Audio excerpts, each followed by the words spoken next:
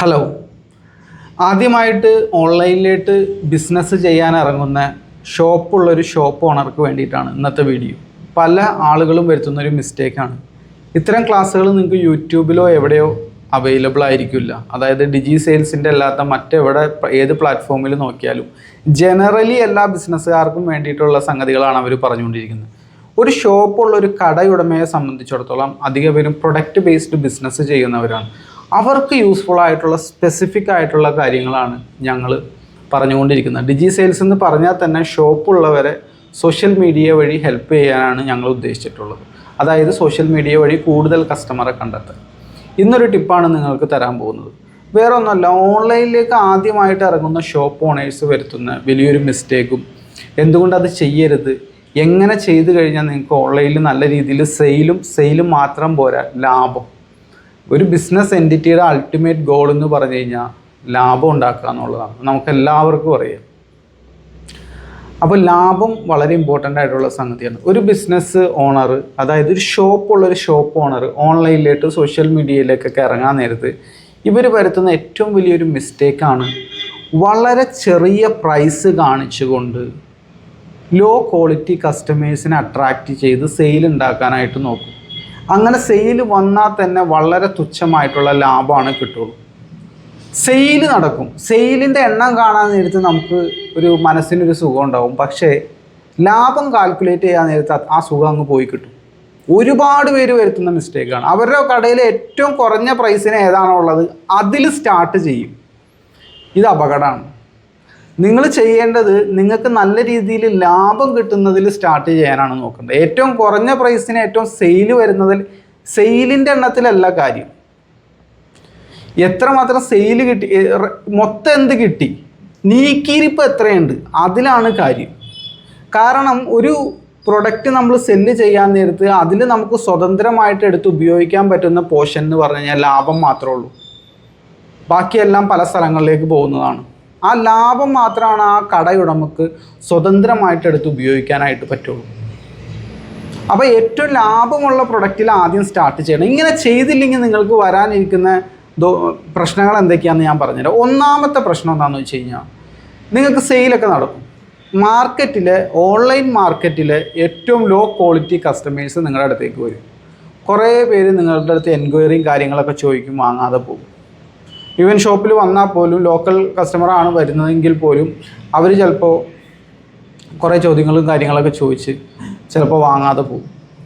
ഇനി വേറൊരു പ്രശ്നം എന്താണെന്ന് വെച്ച് കഴിഞ്ഞാൽ, ഇതുപോലെ നിങ്ങളെപ്പോലെ തന്നെ ഷോപ്പുള്ള വേറൊരാളുടെ ബിസിനസ് അവിടെ നമ്മൾ ഇല്ലാതാക്കിയാണ്. അതായത് ഒരുപാട് പേര് ചെയ്യാറുണ്ട്, നല്ല രീതിയിൽ വില കുറച്ച് കൊടുക്കും. ആ മാർക്കറ്റിൽ ഒരു മാന്യമായിട്ട് ഉള്ളൊരു വിലയുണ്ട്, അതിൻ്റെ താഴേക്കും വില കുറച്ചിട്ട് പ്രൊഡക്റ്റുകൾ സെയിൽ കുറേ കിട്ടും. പക്ഷെ എല്ലാവരും അവിടെ ഡൗൺ ആവുകയാണ്. തുച്ഛമായ സെയിൽ നിങ്ങൾക്ക് കിട്ടിയേക്കാം ഈ ഭയങ്കരമായിട്ട് വില കുറയ്ക്കാൻ നേരത്ത്. പക്ഷെ അവിടെ സംഭവിക്കണമെന്ന് വെച്ചാൽ നിങ്ങളെപ്പോലെ തന്നെ ബിസിനസ് ചെയ്യുന്ന വേറൊരാളും അവിടെ ഡൗൺ ആയിക്കൊണ്ടിരിക്കുകയാണ്, നിങ്ങളും ഡൗൺ ആവും. ഏറ്റവും ലോ ക്വാളിറ്റി കസ്റ്റമേഴ്സ് വരാൻ നേരത്ത് അതേപോലെ തന്നെ ലോ ക്വാളിറ്റിയുള്ള ഐറ്റംസാണ് നമുക്ക് അവർക്ക്, അതായത് കുറഞ്ഞ ലാഭത്തിൻ്റെ ഐറ്റംസാണ്. എപ്പോഴും പ്രൈസ് സെൻസിറ്റീവ് ആവും. ബിസിനസ് ടെക്നിക്കൽ ഭാഷയിൽ പറഞ്ഞു കഴിഞ്ഞാൽ പ്രൈസ് സെൻസിറ്റീവ് ആയിട്ടുള്ള കസ്റ്റമേഴ്സാണ്. എപ്പോഴും വില മാത്രം നോക്കിയിട്ട് വാങ്ങുന്ന കസ്റ്റമേഴ്സിനെയാണ് നിങ്ങൾ ക്ഷണിച്ചു കൊണ്ടിരുന്നത്. ഇനി ഇവിടെ ചിന്തിക്കേണ്ട വേറൊരു കാര്യം എന്താണെന്ന് വെച്ച് കഴിഞ്ഞാൽ, നിങ്ങളെപ്പോലെ തന്നെ വില കുറച്ച് നാളെ വേറൊരാൾ വരില്ല എന്ന് ആര് പറഞ്ഞു? നിങ്ങളല്ലല്ലോ അവസാനത്തെ ആൾ. നിങ്ങളുടെ അതേ പാത പിന്തുടർന്നുകൊണ്ട് സോഷ്യൽ മീഡിയയിൽ, ഇൻസ്റ്റഗ്രാമിൽ, ഫേസ്ബുക്കിലൊക്കെ പുതിയ പുതിയ പേജുകളും ഷോപ്പുകളും ഓൺലൈൻ ഷോപ്പുകളൊക്കെ വന്നേക്കാം. അപ്പോൾ പിന്നെ നിങ്ങൾ അവരായിട്ട് കോമ്പറ്റ് ചെയ്യേണ്ടി വരും. എപ്പോഴും നിങ്ങൾ ശ്രദ്ധിക്കേണ്ടത്, ഒരു ഷോപ്പുള്ള നിങ്ങൾക്ക് തരക്കേടില്ലാത്ത ലാഭം കിട്ടുന്ന പ്രൊഡക്റ്റിൽ സ്റ്റാർട്ട് ചെയ്യുക. ഒരു ക്ലോത്തിങ് ഷോപ്പാണെങ്കിൽ നിങ്ങൾക്ക് നല്ല ലാഭം കിട്ടുന്ന പ്രൊഡക്റ്റ് ഏതാണ് ഷോപ്പിൽ സെല് ചെയ്യാൻ പറ്റില്ല, അതിൽ നിങ്ങൾ സ്റ്റാർട്ട് ചെയ്യാനാണ് നോക്കേണ്ടത്. ഏറ്റവും വില കുറഞ്ഞ ഐറ്റം കാണിച്ച് അട്രാക്റ്റ് ചെയ്ത് കൊണ്ടുവരാനായിട്ട് നിങ്ങൾ നോക്കരുത്. പിന്നെ വേറൊരു സംഗതി എന്ന് പറഞ്ഞു കഴിഞ്ഞാൽ, ഈ കസ്റ്റമേഴ്സ് എല്ലാം നിങ്ങളുടെ കോമ്പറ്റീറ്റേഴ്സിൻ്റെ അടുത്ത് പോകേണ്ട കസ്റ്റമേഴ്സ് ആയിരുന്നു. അവർക്ക് തലവേദന ഉണ്ടാക്കേണ്ട കസ്റ്റമേഴ്സ് ആയിരുന്നു. നിങ്ങൾ വില കുറച്ച് കാണിച്ച് അട്രാക്റ്റ് ചെയ്തത് കൊണ്ട് അവരെല്ലാം ഇപ്പോൾ നിങ്ങളുടെ അടുത്തേക്ക് വന്നുകൊണ്ടിരിക്കുന്നു. ഇപ്പോൾ നിങ്ങൾക്കായി തലവേദന. ഇത്തരം കസ്റ്റമേഴ്സിനെ ഡീൽ ചെയ്യൽ കുറച്ച് പാടായിരിക്കും. ഒരുപാട് ഡിസ്കൗണ്ട് അവർ ചോദിക്കും, ഒരുപാട് നിങ്ങളായിട്ട് തർക്കിക്കും. അറ്റ് ദി എൻഡിൽ സെയിൽ നടന്നെന്ന് പറയാം. അപ്പോൾ പർച്ചേസിങ് പവർ ഇല്ലാത്തവരല്ല അവർ, പർച്ചേസിങ് പവർ ഉള്ളവരിലും ഈ ഒരു ബിഹേവിയർ ഉള്ളവരുണ്ട്. അപ്പോൾ ഈ കുറഞ്ഞ പ്രൈസ് എന്ന് പറഞ്ഞു കഴിഞ്ഞാൽ ആ കുറഞ്ഞ പ്രൈസിൽ സ്റ്റാർട്ട് ചെയ്യാതിരിക്കുക എന്നുള്ളതാണ് ബുദ്ധിയുള്ളൊരു ഷോപ്പ് ഓണർ ചെയ്യേണ്ടത്. ഞങ്ങൾ പലപ്പോഴും കണ്ടിട്ടുണ്ട്, ഏറ്റവും കുറഞ്ഞ പ്രൈസ് കാണിച്ച് അട്രാക്ട് ചെയ്ത് സ്റ്റാർട്ട് ചെയ്യാനായിട്ട് നോക്കും, സെയിലെല്ലാം നടക്കും. ഇത് പ്രോപ്പറായിട്ട് അധിക പേരും അക്കൗണ്ടിങ് ബാക്ക്ഗ്രൗണ്ടൊന്നും ഉള്ളവരല്ലായിരിക്കും ഷോപ്പുള്ളവർ.